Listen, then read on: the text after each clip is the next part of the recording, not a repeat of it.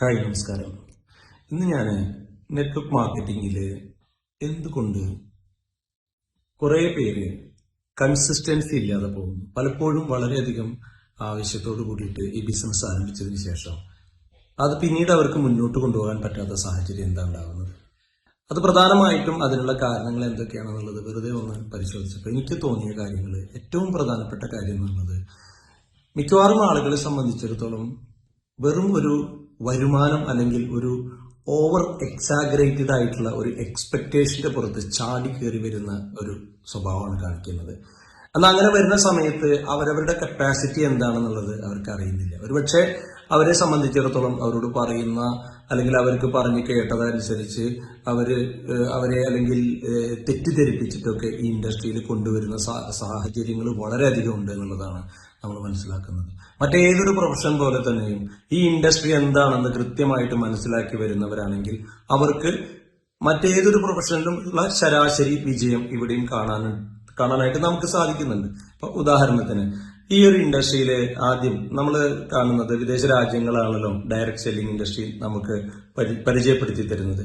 അവിടെ എല്ലാം കാണുന്നത് എന്താണ്, അവരാദ്യം വരുന്നത് പ്രോഡക്റ്റിലാണ് അവർ ഫോക്കസ് ചെയ്യുന്നത്. അതായത് ഈ ഒരു ഫസ്റ്റ് സ്റ്റെപ്പ് എന്ന് പറയുന്നത്, നിങ്ങളൊരു പ്രോഡക്റ്റ്, കമ്പനി എന്തെങ്കിലും ഒരു പ്രോഡക്റ്റ്, ഒരു ഡയറക്ട് സെല്ലിംഗ് കമ്പനി അതിന്റെ പ്രോഡക്റ്റ് നിങ്ങൾക്ക് തരുമ്പോൾ നിങ്ങൾ ആ പ്രോഡക്റ്റ് ഉപയോഗിക്കുന്ന സമയത്ത് ആ പ്രോഡക്റ്റിൽ നിങ്ങൾക്ക് സാറ്റിസ്ഫാക്ഷൻ ഉണ്ടോ, അതോ നിങ്ങൾക്ക് വീണ്ടും ആ പ്രോഡക്റ്റ് ഉപയോഗിക്കണം എന്ന് തോന്നുന്നുണ്ടോ, നിങ്ങൾ ആ പ്രോഡക്റ്റിനെ വീണ്ടും അന്വേഷിച്ചു പോകാൻ തയ്യാറുണ്ടോ, അതല്ലെങ്കിൽ ആ പ്രോഡക്റ്റ് തന്ന ആൾ ആരാണോ ആളുടെ കോണ്ടാക്ട് നമ്പറിൽ നിങ്ങൾ വിളിച്ച് നിങ്ങൾ അന്വേഷിക്കുന്നുണ്ടോ, എങ്കിൽ ഉറപ്പാണ് ആ പ്രോഡക്റ്റ് ക്വാളിറ്റി ഉള്ളതാണ്, നിങ്ങൾക്ക് ഇഷ്ടപ്പെട്ട പ്രോഡക്റ്റ് ആണ്.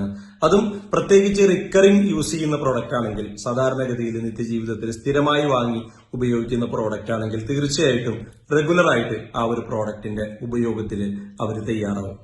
അതേ സമയത്ത് ആദ്യത്തെ സ്റ്റെപ്പ് പ്രോഡക്റ്റ് ആണെങ്കിൽ രണ്ടാമത്തെ സ്റ്റെപ്പിലാണ് ബിസിനസ് വരുന്നത്. അങ്ങനെ വരുമ്പോൾ എന്താണ്, അങ്ങനെ സ്ഥിരമായിട്ട് പ്രോഡക്റ്റ് ഉപയോഗിക്കുന്ന ഒരു കസ്റ്റമറെ സംബന്ധിച്ചിടത്തോളം തീർച്ചയായിട്ടും അവർക്ക് ആ പ്രോഡക്റ്റ് സ്ഥിരമായിട്ട് ഉപയോഗിക്കുമ്പോൾ നിങ്ങൾ ഈ കമ്പനിയുടെ ഒരു ഡിസ്ട്രിബ്യൂഷൻഷിപ്പ് കൂടി എടുക്കുകയാണെങ്കിൽ നിങ്ങൾക്ക് ഈ പ്രോഡക്റ്റ് കിട്ടുന്നത് വളരെ ഒരു ചെറിയ വിലയ്ക്ക്. അല്ലെങ്കിൽ കഴിഞ്ഞ ദിവസം ഞാനൊരു വീഡിയോയിൽ കണ്ടിരുന്നു നമ്മുടെ തന്നെ ഒരു പ്രോഡക്റ്റിനെ പറ്റിയിട്ട്. അപ്പൊ യൂണിബിസ് കമ്പനിയുടെ ഒരു പ്രോഡക്റ്റിന്റെ പ്രൈസ് കോട്ട് ചെയ്തിട്ട് ഒരു മറ്റു കമ്പനികളുടെ പ്രോഡക്റ്റുമായിട്ട് കോട്ട് ചെയ്തിട്ട് ചെറിയ വേരിയേഷൻ പറഞ്ഞിരുന്നു. പക്ഷെ ഡയറക്ട് സെല്ലിംഗ് കമ്പനിയുടെ ഒരു ഡിസ്ട്രിബ്യൂട്ടർ പ്രോഡക്റ്റ് വാങ്ങുന്നത് ഒരു ഡിസ്ട്രിബ്യൂട്ടർ പ്രൈസിനാണ് വാങ്ങുന്നത്. അതുകൂടാതെ മറ്റു പല ബെനിഫിറ്റുകളും അവരുടെ കഴിവിനനുസരിച്ച് കിട്ടുന്നുണ്ട്. അപ്പൊ അങ്ങനെയാണെങ്കിൽ പ്രോഡക്റ്റ് ഒരു ഡിസ്ട്രിബ്യൂട്ടർക്ക് കിട്ടുന്ന പ്രൈസിന് ഒരിക്കലും ഒരു കസ്റ്റമർക്ക് കിട്ടില്ല. അപ്പൊ അങ്ങനെ വരുമ്പോ ആ ഡിസ്ട്രിബ്യൂട്ടർ ആക്കുന്നത് ആ സമയത്താണ്. പ്രൊഡക്റ്റ് ഉപയോഗിച്ചു, ഇഷ്ടപ്പെട്ടു, കമ്പനിയുടെ പല പ്രോഡക്റ്റുകളും ഇഷ്ടപ്പെട്ടപ്പോ അവരെ ഒരു ഡിസ്ട്രിബ്യൂട്ടർ ആക്കി. അപ്പൊ ആ ഒരു ഡിസ്ട്രിബ്യൂട്ടർ പിന്നെ എന്താണ് ചെയ്യുന്നത്, ഡിസ്ട്രിബ്യൂട്ടർ പ്രൈസിൽ പ്രോഡക്റ്റ് വാങ്ങി ഉപയോഗിക്കുമ്പോൾ അവർക്ക് വളരെ നേരത്തേക്കാൾ കൂടുതൽ സന്തോഷം. ഒന്ന്, നല്ല പ്രോഡക്റ്റ്. രണ്ട്, വില കുറച്ചുകൂടി വില കുറഞ്ഞ്, ഇപ്പൊ ഏകദേശം ഒരു 10-20% വില കൂടി കുറച്ച് കിട്ടുകയാണെങ്കിൽ ഒരു കുടുംബ ബഡ്ജറ്റിൽ ഇപ്പൊ ശരാശരി നമ്മളുടെ ഫാമിലിയിൽ ഉപയോഗിക്കുന്ന പല പ്രോഡക്റ്റുകളും ഉള്ള ഒരു കമ്പനിയാണെങ്കിൽ, ഉദാഹരണത്തിന് ഒരു 10,000 രൂപയുടെ പ്രോഡക്റ്റ് നമ്മളൊരു മന്തിൽ ഉപയോഗിക്കുന്ന ഒരാളാണെങ്കിൽ അതൊരു ഡിസ്ട്രിബ്യൂട്ടർ ആയിട്ട് മാറുമ്പോൾ അവർക്ക് കിട്ടുന്നത് ഒരു 7,500 രൂപയ്ക്കോ 7,000 രൂപയ്ക്കോ ആകുമ്പോൾ ഒരു 30% പ്രോഫിറ്റ് എന്ന് പറയുമ്പോൾ അവരെ സംബന്ധിച്ചിടത്തോളം ഒരു ഇയർലി കണക്കാക്കുമ്പോൾ ഒരു 36,000 റുപ്പീസാണ് അവർക്ക് സേവ് ചെയ്യാൻ പറ്റുന്നത്. ഇത് കൃത്യമായിട്ട് അവർ മനസ്സിലാക്കി അങ്ങനെ പ്രോഡക്റ്റ് ഉപയോഗിക്കുന്ന ഡിസ്ട്രിബ്യൂട്ടേഴ്സ് ആയിട്ട് വരുന്നു. അത് സെക്കൻഡ് സ്റ്റേജിലാണെങ്കിൽ തേർഡ് സ്റ്റേജിലേക്ക് അത് കിടക്കുമ്പോൾ എന്താണ്, ഒരു ബിസിനസ് ആക്കി മാറ്റാനായിട്ട്. എല്ലാവർക്കും ബിസിനസ് ചെയ്യാനുള്ള കപ്പാസിറ്റി ഉണ്ടാവില്ല, അല്ലെ? കസ്റ്റമേഴ്സും ബിസിനസ് ചെയ്യുന്ന ആളുകളും സെപ്പറേറ്റ് ആണ്. ബിസിനസ് ചെയ്യാനുള്ള കപ്പാസിറ്റി ഉള്ള ആളുകളെ കണ്ടെത്താനും അതുപോലെ അവരുടെ ഒരു പർപ്പസ് മനസ്സിലാക്കിക്കൊണ്ട് അവർക്ക് എന്താ, ഒരു പക്ഷേ ചിലപ്പോ ഒരു വരുമാനത്തിന്റെ കിട്ടുന്ന ഇൻകത്തില് അവരുടെ കാര്യങ്ങൾ കൃത്യമായിട്ട് നടക്കുന്നില്ല, ഓൾറെഡി ഒരു വരുമാനം അവർക്ക് കിട്ടിക്കൊണ്ടിരിക്കുന്നുണ്ട്, അതിൽ അവർക്ക് പൂർത്തിയാക്കാൻ പറ്റാത്ത പല കാര്യങ്ങളും ഉണ്ട്, അവർ പല കാര്യങ്ങളിലും സ്ട്രഗിൾ ചെയ്യുന്നുണ്ട്. അപ്പൊ അവർക്ക് എന്തെങ്കിലും ഒരു കാര്യം ചെയ്യണം, അതിനായിട്ട് ഒരുപാട് പണം മുടക്കാൻ അവരുടെ കയ്യിലില്ല, അല്ലെങ്കിൽ ഒരുപാട് ബാങ്ക് ഓടി എടുത്തിട്ട് റിസ്ക് എടുക്കാൻ അവർക്ക് താല്പര്യമില്ല. എന്നാൽ അവർക്ക് ശരിയായ രീതിയിൽ അധ്വാനിക്കാൻ തയ്യാറാണ്, അവർക്ക് പണം അത്യാവശ്യമാണ് എങ്കിൽ അവർക്കറിയാവുന്ന, അവരുപയോഗിക്കുന്ന, അവർക്ക് ഇഷ്ടപ്പെട്ട്, അവർക്ക് പൂർണ്ണ ബോധ്യം വന്ന അവരുടെ പ്രോഡക്റ്റുകൾ അതൊരു ബിസിനസ് ആയിട്ട് ഏറ്റെടുക്കാനായിട്ട് അവർ തയ്യാറാവുക. അല്ലെങ്കിൽ ആ സമയത്താണ് അവരെ ബിസിനസ്സുകാരാക്കി മാറ്റുന്നത്, അല്ലെങ്കിൽ ബിസിനസ് തയ്യാറാക്കി മാറ്റുന്നത്. അപ്പൊ അവിടെ എന്താണ് സംഭവിക്കുന്നത്? അപ്പൊ ഒരു കസ്റ്റമർ എന്ന രീതിയിൽ ഉള്ള അറിവ് മാത്രം മതി ഒരു ബിസിനസ്സുകാരനായിട്ട് മാറുമ്പോൾ? തീർച്ചയായിട്ടുമല്ല, അല്ലെ? അപ്പൊ ആ പ്രോഡക്റ്റുകൾ ഉപയോഗിച്ച തന്റെ അനുഭവം പറയുന്നതിനോടൊപ്പം എന്ത് കാരണത്താലാണ് ഈ പ്രോഡക്റ്റുകൾക്ക് ഇത്രയും ഗുണങ്ങൾ വരുന്നത്, അല്ലെങ്കിൽ ഈ പ്രോഡക്റ്റുകൾ ഏതെല്ലാം ആളുകൾക്ക് ഉപയോഗിക്കാനായിട്ട് സാധിക്കുന്നുണ്ട്, അത് മാത്രം അറിഞ്ഞാൽ പോരാ. പിന്നെ ഈ ബിസിനസ് ചെയ്യുമ്പോൾ ഇതിൽ നിന്ന് കിട്ടുന്ന ബെനിഫിറ്റുകൾ എന്തൊക്കെയാണ്, സാമ്പത്തികമായ നേട്ടങ്ങൾ എന്തൊക്കെയാണ്, അതുമാത്രമല്ല ഇനി ഈ ബിസിനസ് ചെയ്യിപ്പിക്കണമെങ്കിൽ എങ്ങനെയുള്ള ആളുകളിലേക്കാണ് ഇത് കൊണ്ടുവരേണ്ടത്, അത്തരം കാര്യങ്ങളെ കുറിച്ചൊക്കെയുള്ള വ്യക്തമായ ധാരണ അവർക്ക് ഉണ്ടാക്കി കൊടുക്കാൻ കഴിവുള്ള അല്ലെങ്കിൽ എക്സ്പേർട്ട് ആയിട്ടുള്ള ആളുകളിലൂടെ തന്നെയാണ് ആ ബിസിനസ് ബിൽഡ് ചെയ്യാനായിട്ട് പറ്റുള്ളൂ. അങ്ങനെ വന്നു കഴിഞ്ഞാലും പിന്നീടും പ്രശ്നം വരുന്നുണ്ട്. എന്താണ്? അങ്ങനെ കുറച്ച് കാര്യങ്ങളൊക്കെ മനസ്സിലാക്കി അപ്പൊ ആ വ്യക്തിയെ സംബന്ധിച്ചിടത്തോളം ആ വ്യക്തിക്ക് എന്ത് വേണം?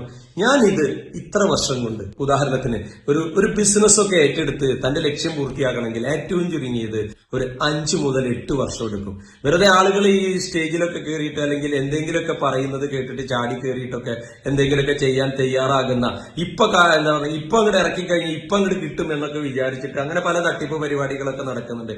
അതിലൊക്കെ പോയിട്ട് അല്ലെങ്കിൽ അതിൽ പറയുന്നത് കേട്ടിട്ട് അതിന് പണം മുടക്കിയിട്ട് പോയ ആളുകൾ പറയാണ് ഡയറക്ട് സെല്ലിംഗ് തട്ടിപ്പാണ്, ഡയറക്ട് സെല്ലിംഗ് അങ്ങനെയാണ് ഇങ്ങനെയാണ്. അത് ഏറ്റവും കൂടുതൽ ആളുകൾ ഏറ്റവും എളുപ്പം പണം സമ്പാദിക്കാൻ ആഗ്രഹിക്കുന്ന ആളുകളാണ് ഇങ്ങനെയൊക്കെയാണ്. ഞാൻ പറയുന്നു ഡയറക്ട് സെല്ലിംഗ് ഇൻഡസ്ട്രി എന്ന് പറഞ്ഞു കഴിഞ്ഞാൽ ഇറ്റ്സ് എ വണ്ടർഫുൾ പ്രൊഫഷൻ. അത് പഠിച്ചെടുത്ത് മനസ്സിലാക്കി അതിൽ എന്തെല്ലാം കാര്യങ്ങൾ മനസ്സിലാക്കണം? കമ്മ്യൂണിക്കേഷൻ വിത്ത് പീപ്പിൾ, ആളുകളോട് എങ്ങനെ സംസാരിക്കണം എന്ന് മനസ്സിലാക്കണം. പ്രോഡക്റ്റുകൾ എന്താണ്, അതെങ്ങനെ സ്വന്തം അനുഭവത്തിലൂടെ അത് സത്യസന്ധമായ അനുഭവമായിരിക്കണം. വെറുതെ നമുക്ക് കിട്ടാത്തതോ അല്ലെങ്കിൽ ഇല്ലാത്തതോ ആയ ഒരു കാര്യം മറ്റുള്ളവരോട് പറഞ്ഞു കൊടുത്തിട്ട് ഒരിക്കലും അത്തരത്തിലൊന്നും ഒരു ബിസിനസ് നമ്മൾ ചെയ്യരുത്. അങ്ങനെ ചെയ്തു കഴിഞ്ഞാൽ അത് നിലനിൽക്കില്ല. നമുക്ക് എന്താണോ അനുഭവം അത് നമുക്ക് പറഞ്ഞു കൊടുക്കാം. പിന്നെ എങ്ങനെയാണ് ഒരു ബിസിനസ്സുകാരന് വരുമാനം ഉണ്ടാക്കേണ്ടത്, അതിനായിട്ടുള്ള കാര്യങ്ങൾ പഠിക്കണം. അപ്പോ ഒരാളോട് സംസാരിക്കുമ്പോൾ ഏതെല്ലാം രീതിയിൽ സംസാരിക്കണം, സംസാരത്തിന് തന്നെ എന്തൊക്കെ കാര്യങ്ങളുണ്ട്, നമ്മൾ കേൾക്കാനാണ് കൂടുതൽ സമയം കണ്ടെത്തേണ്ടത്. അല്ലാതെ നമ്മളുടെ കയ്യിൽ അതുണ്ട് ഇതുണ്ട് എന്ന് പറഞ്ഞ് ആവേശത്തോടു കൂടി പറഞ്ഞ് ഓവർ എക്സൈറ്റഡ് ആവുമ്പോൾ തന്നെ പ്രോസ്പെക്ടിന് ഭയം വരുന്നു, ഇവൻ എന്നെ എന്തോ ഒന്നിലേക്ക് കൊടുക്കാൻ പോവുകയാണെന്ന്. അപ്പൊ ഇതൊക്കെ പതുക്കെ പതുക്കെ പഠിച്ചെടുക്കേണ്ട കാര്യങ്ങളാണ്. ഇതൊക്കെ പഠിക്കുമ്പോഴും എന്തിനു വേണ്ടി ഞാൻ ഇത് ചെയ്യുന്നു, വാട്ട് ഈസ് ദ പർപ്പസ്, അതൊരു വലിയ വിഷൻ അല്ലെങ്കിൽ വലിയൊരു കാഴ്ചപ്പാട് അത് ചെയ്യുന്ന ആൾക്കുണ്ടാവണം. ഇനി ആ ചെയ്യുന്ന ആൾക്ക് അതുണ്ട് എന്ന് മാത്രമല്ല, അത് കാണിച്ചു കൊടുക്കാൻ പറ്റുന്ന ഒരു ലീഡർഷിപ്പ് അല്ലെങ്കിൽ ഒരു മെന്ററിങ്, ഒരു വിഷനറി ലീഡർക്ക് മാത്രമേ ഒരു വിഷൻ കാണിച്ചു കൊടുക്കാനായിട്ട് പറ്റുള്ളൂ. അപ്പോ ഇതൊരു നീണ്ട പ്രോസസ്സാണ്. ഇതിൽ പല കാര്യങ്ങളും കടന്നു പോകുന്നുണ്ട്. ഇതിനെ ഓരോ ഘട്ടമായിട്ട് മനസ്സിലാക്കണമെങ്കിൽ നിരന്തരമായ പരിശ്രമവും വളരെ വ്യക്തമായ അറിവും അനുഭവ സമ്പത്തുമുള്ള നല്ല ലീഡേഴ്സ് അല്ലെങ്കിൽ നല്ല സീനിയേഴ്സിന്റെ കൂടെ പഠിച്ച് ചെയ്താൽ മാത്രം വിജയിക്കുന്ന ഒരു ഇൻഡസ്ട്രിയാണ് ഡയറക്ട് സെല്ലിംഗ്. അങ്ങനെയാണെങ്കിൽ ഇത്രയും നല്ല ഒരു ഇൻഡസ്ട്രി ഈ ലോകത്തിൽ മറ്റൊന്നും ഇല്ല എന്ന് നമുക്ക് ഒരു സംശയവും കൂടാതെ അഥവാ നിസ്സംശയം പറയാനായിട്ട് സാധിക്കും. അപ്പൊ തീർച്ചയായിട്ടും കൂടുതൽ കാര്യങ്ങൾ ഡയറക്ട് സെല്ലിങ്ങിനെ കുറിച്ചും അതിന്റെ മറ്റ് വശങ്ങളെ കുറിച്ചും കൂടുതലായിട്ട് അറിയാനും പഠിക്കാനും ഞാനും പഠിച്ചുകൊണ്ടിരിക്കുന്നു. പഠിക്കുന്ന കാര്യങ്ങൾ ഷെയർ ചെയ്യാനുമായിട്ട് ഞാനൊരു പുതിയൊരു സിസ്റ്റം ആരംഭിച്ചിട്ടുണ്ട്. അപ്പൊ അതുകൂടി ഞാൻ ഈ ഒരു അവസരത്തിൽ നിങ്ങളെ അറിയിക്കുകയാണ്. താല്പര്യമുള്ള ആളുകൾക്ക് അതിലേക്ക് കണക്ട് ചെയ്യാം.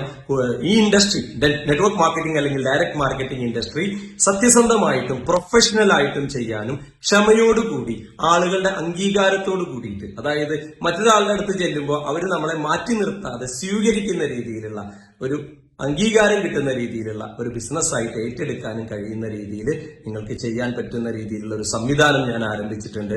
സിക്സ്ത് സെൻസ് അക്കാഡമി എന്നാണ് അതിന്റെ പേര്.